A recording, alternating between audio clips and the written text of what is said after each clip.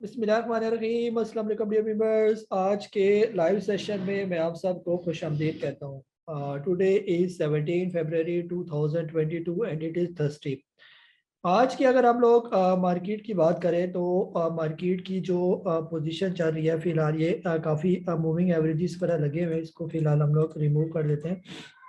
तो यहाँ पर अगर आज की मार्केट की बात करते हैं तो मार्केट की आज की जो कैंडल बनी ये हमारे सामने आई है। ओपनिंग की बात करते हैं, मार्केट आज के दिन जो ओपन हुई थी 45,582 जो मार्केट ने हाई लगाया ऑलमोस्ट 45,716 का। इसके अलावा जो लो लगाया था मार्केट ने 45,000 और 258 का। फिर इसके बाद रिकवरी देखी मार्केट के अंदर और 45,441 पर आज की मार्केट जो है वो क्लोज हुई है। आज के जो वॉल्यूम्स की बात करते हैं तो कदरे लो वॉल्यूम जो है आज के दिन जो है वो देखेंगे और ऑलमोस्ट हम अगर बात करें तो तकरीबन एवरेज वॉल्यूम से भी कम वॉल्यूम जो है ये नज़र आ रही है। कल की निस्बत तो बहुत ही कम वॉल्यूम है ये। तकरीबन 63.243 मिलियन के सी 100 इंडेक्स में जो है वो काम देखा गया ये। इसके अलावा जो मार्केट ने आज के दिन जो लो लगाया और हाई लगाया इसकी ज़रा पोजीशन देख लेते हैं कि ये फिलहाल मार्केट ने किया क्या है। जैसे जो है हमने पहले हम बात कर चुके थे कि मार्केट इस जोन के अंदर घूम रही थी, ये ऊपर वाले जोन में तो आज जो है मार्केट इस जोन से भी नीचे आके इसने जो है वो क्लोजिंग दी है ये। इसमें जो है ख़ास तौर पर इसके जो पुराने कोई लेवल्स वगैरह है वो अगर हम देख लेते हैं कि इसमें क्या पोजीशन है ये। जैसे इस लेवल और ये वाला लेवल तकरीबन ऑलमोस्ट जो है ये सेम नज़र आ रहा है ये। यहाँ पर मार्केट थी 20 अक्टूबर 2021 से लेकर तकरीबन 28 अक्टूबर इस हफ्ते में, यानी यहाँ पर मार्केट इस रेंज में रही। उस दौरान अगर हम लोग नीचे वॉल्यूम की भी बात करें तो उस दौरान भी वॉल्यूम काफ़ी लो हमें नज़र आए। यानी कि जब ये इस टाइम इस बैंड के अंदर मार्केट जब दाखिल हुई थी तो अभी भी तकरीबन मार्केट उसी बैंड में दाखिल हुई और ख़ास तौर पर जो मार्केट की नीचे सपोर्ट को टच करके वापस जो रिकवरी करना ये एक अच्छा साइन जो है इसको समझा जाता है ये। खास तौर पर इस यानी कि ये रेजिस्टेंस थी मार्केट की, इसको जो ही मार्केट ने ब्रेक किया तो हमने भी आपसे कहा था कि मार्केट अगर फॉर एग्जांपल 45,000 और 430 से ऊपर ऊपर आई थिंक लेवल आपके साथ मेंशन किया गया था, इससे ऊपर ऊपर क्लोजिंग हो जाएगी तो ये एक अच्छा साइन जो है वो समझा जाएगा। तो उससे ऊपर ऊपर ही मार्केट ने जो है वो क्लोजिंग दी है। इसके अलावा हम बात कर रहे थे कि जैसे यहाँ पर मार्केट ने टाइम गुजारा, इसके अलावा इस जोन के अंदर मार्केट यहाँ पर भी कोई थोड़ा बहुत रेजिस्ट करती रही और ये 27 अप्रैल और फिर इसके अलावा 19 मार्च की भी यानी कि टाइम है जिसके अंदर ये मार्केट इस जोन के अंदर जो है वो दाखिल होती रही है। बहरहाल फिलहाल पोजीशन यही है कि जो है ना वॉल्यूम जो है बिल्कुल लो है, जिसकी वजह से अगर वक्ती मार्केट नीचे भी आती है तो कोई ज़्यादा परेशानी वाली बात नहीं है ये। अगर वॉल्यूम अच्छी हो पीछे वालों से, जैसे ये पीछे जो वॉल्यूम जनरेट हुए हैं इससे ज़्यादा वॉल्यूम जनरेट हो और मार्केट भी नीचे आ रही हो तो फिर एक जो है वो डेंजरस साइन जो है वो कहा जा सकता है। जैसे हम लोग देख रहे हैं कि वॉल्यूम लो है और मार्केट डाउन है तो इसमें इतनी कोई परेशानी वाली बात नहीं है ये। जी अदनान वहीद साहब आपको अनम्यूट कर रहा हूँ मैं।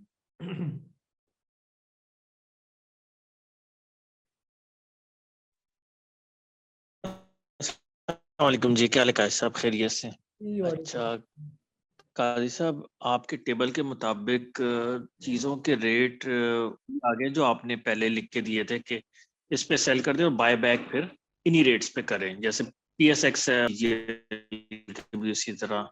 तो अब कल अगर मार्केट पॉजिटिव भी जाती है तो ये कम से कम ₹1 हमें चाहिए इसको सेल करने के लिए। वो तो मेरा ख्याल है शायद नहीं हो सकेगा। GGL में भी, PSX में भी, इवन ANL में भी अगर 14 भी आ जाए तो शायद मैं ब्रेक इवन पे आ जाऊं, लेकिन मुश्किल ही लग रहा है।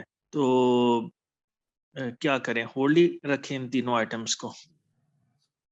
जी जी सर, जो स्टॉक बाय करवाए हुए हैं ना तो जरूरी तो नहीं है ना उन्होंने 2 दिन के अंदर अंदर ही अपने प्रॉफिट टेकिंग लेवल तक जो है ना पहुंच जाना है। थोड़ा सा सब्र करें, कल नहीं पहुंचेंगे तो मंडे ट्यूसडे को चले जाएंगे ऊपर। तो आहिस्ता आहिस्ता आप देखेंगे कि ये सारे स्टॉक जो है ये रिकवर करेंगे। कोई ऐसा स्टॉक नहीं है जो हमने बहुत हाई रिस्क पर लिया हो या बहुत ऊपर के रेट पर लिया हो। तकरीबन जितने भी स्टॉक आप लोगों को रिकमेंड किए गए जिसमें जो भी है, चाहे एसगेड 9 है, अगर एसगेड 9 भी अगर आपने 14 रुपये से नीचे नीचे का कहीं लिया हुआ है, आपने बाय करवाया हुआ है तो ये बिल्कुल सेफ किस्म का स्टॉक है ये।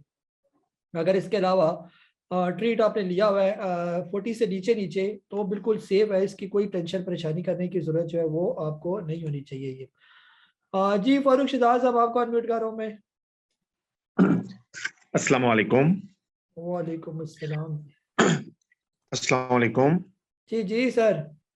जी उस्ताद मोहतरम, एक स्टॉक है वो मैं थोड़ा सा स्टडी कर रहा था, इंडस डाइंग, IDYM के साथ ना। जी सर ये थोड़ा सा बताएं, ये टेक्निकली फंडामेंटली कि ये कैसा स्टॉक है, क्योंकि ये इसकी अगर 8-10 साल की परफॉर्मेंस देखें तो बड़ी आउटस्टैंडिंग किस्म की रही है। हुआ क्या कि इस साल भी इसने 1000 का, इसने 950 का हाई लगाया है, लेकिन इसने 200% बोनस दिए, जिसकी वजह से ये काफी नीचे आ गया। यानी एक साल पहले की बात करो, और ये 200 मुसलसल नीचे आ रहा है। लेकिन मुझे कहीं ना कहीं लगता है कि अगर इसको हम बाइंग जोन 150 से 200 के दरमियान अगर ये आए और ले लें, तो मेरे ख्याल में कुछ ना कुछ ये बाउंस बैक करेगा, क्योंकि देने वाली कंपनी है, इतनी बड़ी कंपनी लग तो नहीं थी। आप बेहतर बता सकते हैं कि इसका बाइंग जोन क्या है, या इसमें कुछ है कि ये बैक बाउंस कर सकता है दोबारा? काइंडली थोड़ा सा बताइएगा। ये लॉन्ग टर्म के लिए सर, ये 2 साल के लिए, 3 साल के, ये कोई उस तरह का नहीं है कि शॉर्ट टर्म के लिए। यानी आपको लगता है कि अगर साल 2 साल की इन्वेस्टमेंट की जाए तो कुछ अच्छा रिटर्न मिल सकता है इससे? जी। जी सर, जो है ना इंडस टाइंग जो है ये अच्छी कंपनियों में शुमार होती है और बड़ी यानी हैवी ड्यूटी कंपनी में ये शामिल है जो टेक्सटाइल सेक्टर की जो है। इसकी अगर आप जो है ना सिर्फ मोटी मोटी अर्निंग की बात करें ना तो ठीक ठाक किस्म की जो है ना इसकी अर्निंग भी है ये। तकरीबन जो है जो पिछले साल की भी अर्निंग जो है वो ना करते भी इसने 60.94 की जो है वो EPS जो है इसने शो की है। इससे पहले 2020 में थोड़ा सा आपको पता है कोविड की वजह से कुछ एक्सपोर्ट में या इंपोर्ट में जो ना फर्क आ गया था, तो इतना कोई काम इनका चला नहीं है ये। लेकिन उससे पहले जो है 2019 की बात करें तो 95 की यानी कि इसकी मोटी मोटी इसकी अर्निंग है ये। तो 95 की EPS हो किसी भी स्टॉक की, या इवन कि अभी जैसे पिछले साल की 60 की इसकी अर्निंग हो, और स्टॉक जो है वो 600 रुपये से नीचे ट्रेड कर रहा हो, तो फिर जो है ना वो बिल्कुल डिस्काउंट रेट पर यानी हम कह सकते हैं ये। और अभी भी जो इसकी रिसेंट क्वार्टर की जो अर्निंग आई है वो भी 31.74 की इसकी अर्निंग है, जो बेताशा किस्म की अर्निंग है ये। तो बिल्कुल सारी इसको जो है ना लिया जा सकता है, और 2 साल के आप इसको रखें लॉन्ग टर्म के लिए। एक तो डिविडेंड बोनस भी आपको साथ साथ देता रहेगा और ठीक ठाक आप इसके अंदर से पैसे कमा सकते हैं ये। बाइंग जोन जो है ना 150 वाली, तो आप इसको उम्मीद ना रखें कि ये 150 रुपये पर जो है ना ये आएगा ये। जो अगर ये आ गया तकरीबन 215-16 के करीब करीब, तो ये यहाँ से इसका बाइंग जोन शुरू हो जाता है। 215 रुपये से लेकर 300 रुपये के दरमियान दरमियान ये सारा इसका बाइंग जोन है ये। तो इसके बीच में आप कहीं भी इसको एकमुलेट कर सकते हैं। कहीं अगर खुशकिस्मती से अगर ये 150 रुपये पर आ जाता है, फिर तो ये समझिए मेरे हिसाब से तो मुफ्त आपको मिलेगा ये। इतनी अच्छी अर्निंग वाला स्टॉक और इतना ज़बरदस्त डिविडेंड बोनस देने वाला स्टॉक जो है, अगर ये इस रेट पर आ जाता है 150 रुपये पर, तो फिर तो ज़बरदस्त आपको गेन देगा ये भी। हाँ जी मुजफ्फर साहब, आपको अनम्यूट कर रहा हूँ मैं। अस्सलाम वालेकुम। वालेकुम अस्सलाम जी। काश साहब, एक TPLB के बारे में पूछना था कि इसको नीचे और ले लें? जी जी सर, नीचे यानी कितने नीचे लेना चाहते हैं आप इसको? तकरीबन 31 पे या 30 पे अगर आ जाए तो और ले लें इसको। जी जी सर, बिल्कुल ले सकते हैं ना। थोड़ा सा अगर वेट करें, अगर ये आ जाए 27-28 के लेवल पर, तो वो तो बहुत अच्छे लेवल हो जाएंगे इसको बाय करने के लिए। और वक्ती तौर पर अगर आप शॉर्ट टर्म के लिए लेना चाहते हैं तो बिल्कुल लिया जा सकता है। 31 रुपये या 31 रुपये से नीचे अगर आपको मिल जाता है तो बिल्कुल एक इसका फिलहाल जो स्विंग चल रहा है वो 31 रुपये से नीचे, यानी 30-31 के दरमियान आकर फिर 33-34 के दरमियान इसका स्विंग खत्म हो जाता है ये। तो शॉर्ट टर्म में आप इस छोटे से स्विंग के साथ इसमें काम कर सकते हैं ये। जी ख्वाजा माजिद साहब, आपको अनम्यूट कर रहा हूँ मैं। जी ख्वाजा माजिद साहब। अस्सलाम वालेकुम सर। वालेकुम अस्सलाम जी। अच्छा सर, ये पूछना था, मैंने आज कुछ थोड़ी सी ग्रीवाल सीमेंट में परचेज किया है ना थोड़ा सा, ये जी तकरीबन 25-50 पे। जी एक तो इसके बारे में बताएं कि क्या ये मेरी बैंक ठीक है। दूसरी ये कि मुझे ये बताना है कि EPQL ये मेरी 2690 की बाइंग है, तो इसने आगे डिविडेंड भी देना है, तकरीबन इसकी एक्स डेट आ रही है 11 मार्च, तो क्या समझते हैं आप, ये ऊपर 11 मार्च तक कुछ जाएगा या एक्स डेट यानी 11 मार्च है तो 10 को सेल कर देना चाहिए? ये कैसा? जी जी सर, अगर आपने इसका डिविडेंड नहीं लेना ना तो बेहतर ये है कि आप जो है ना इसके अंदर से फिर निकल आए ना, जो ही एक्स होने वाला होगा तो एक दिन पहले ही आप इसके अंदर जो भी आपके स्टॉक है वो आप उसको बेच दें। फिर ये 11 मार्च से पहले पहले हो सकता है थोड़ी बहुत तेजी, अभी भी ये अप ट्रेंड में ही चल रहा है। ये जैसे इसने 21 रुपए से चलना शुरू किया था, इसी 9 फरवरी को जो है ये 21 रुपए का था ये। तो आज 9 फरवरी के बाद आप देखें 17 फरवरी को ये 27 रुपए पर पहुंच गया ये। अब ये जो इतना हाई इसने लगाया तो बीच में ये थोड़ी सी अब ये करेक्शन कर रहा है, उसकी ये करेक्शन चल रही है ये, और अभी भी ये अप ट्रेंड में ही है, बुलिश हुआ हुआ है ये। तो बेहतर ये है कि फिलहाल आप इसको होल्ड ही रखें EPQL को ये। और अगर ये आने वाले दिनों में क्रॉस कर गया 27.5 रुपए का लेवल, तो फिर ये मजीद भी 31-32 रुपए तक इसके ऊपर जाने के चांस बन जाएंगे ये। बाकी जो है ना, जो आपने लिया हुआ है गरीबाबाद सीमेंट सर, वो बहुत अच्छा है, उसको आप रखें। अगर ये 20 रुपए से 25 रुपए के दरमियान आप इसको एक्युमुलेट कर सकते हैं तो ये बहुत अच्छे लेवल है गरीबाबाद सीमेंट के ये। जो ही सीमेंट सेक्टर चलेगा तो आप देखेंगे कि गरीबाबाद सीमेंट जो है वो पहली फुर्सत में ही 35-45 ये इसके लेवल है जहाँ पर ये इसने पहुंचना है ये। जी अजीज चरानिया साहब, आपको अनम्यूट कर रहा हूँ मैं। भाई साहब, कई साहब आपसे दो बातें करनी है। एक तो पिछले दिनों में आपको सुना था क्लोवर्स के बारे में, आप काफ़ी अच्छे पॉजिटिव थे। आज मैंने उनका प्रोफाइल खोला तो इसमें दो चीज़ें सामने नजर आई।